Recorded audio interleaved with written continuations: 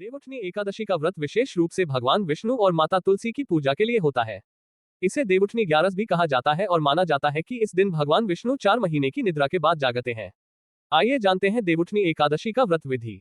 देवउठनी एकादशी व्रत विधि। एक व्रत का संकल्प। एकादशी की सुबह जल्दी उठकर स्नान आदि से निवृत्त होकर स्वच्छ वस्त्र पहने और व्रत का संकल्प लें। भगवान विष्णु और माता लक्ष्मी का ध्यान करते हुए व्रत रखने का संकल्प लें। 2. पूजन सामग्री तैयार करें। पूजा के लिए चावल, फूल, तुलसी के पत्ते, घी, दीपक, धूप, नारियल, मिठाई, फल और जल रखें। 3. कलश स्थापना करें। घर के पूजा स्थान में गंगाजल से शुद्धिकरण करके एक कलश रखें। कलश पर नारियल और आम के पत्ते रखें। 4. भगवान विष्णु की पूजा। भगवान विष्णु की प्रतिमा या तस्वीर स्थापित करें और उनको पीले वस्त्र पहनाएं। फिर भगवान को चावल, फूल, तुलसी दल और पंचामृत से स्नान कराएं। भगवान विष्णु के आगे जोर जोर से शंख और घंटियां बजनी चाहिए तथा इस दिन हमेशा याद रखें पूरा परिवार समय से उठ जाए, कोई भी सोए नहीं। टाइम से उठकर विष्णु भगवान की पूजा अर्चना करें क्योंकि ऐसा माना जाता है कि भगवान विष्णु को निद्रा से जगाना बहुत जरूरी होता है, क्योंकि पौराणिक मान्यताओं के अनुसार भगवान विष्णु 4 महीने की निद्रा करके इस दिन जागते हैं तथा जिसके भी परिवार में वह निद्रा पूरी करके जागते हैं उनकी दिन दुगनी तथा रात चुगनी हो जाती है। 5. तुलसी विवाह यदि करते हैं। देवउठनी एकादशी पर तुलसी विवाह का भी आयोजन किया जाता है।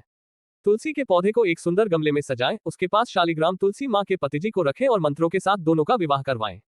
तुलसी माँ को लाल चुनरी उड़ाकर लाल मोली बांधे और सरसों के तेल का दीपक जलाए। 6. आरती और मंत्र जाप। भगवान विष्णु की आरती करें और ओम नमो भगवते वासुदेवाय मंत्र का जाप करें।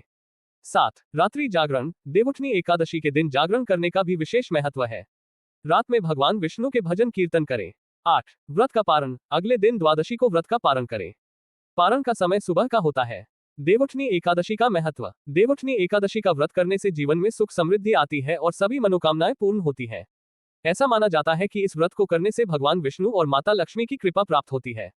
इस प्रकार देवउठनी एकादशी का व्रत विधि का पालन करने से पुण्य फल की प्राप्ति होती है।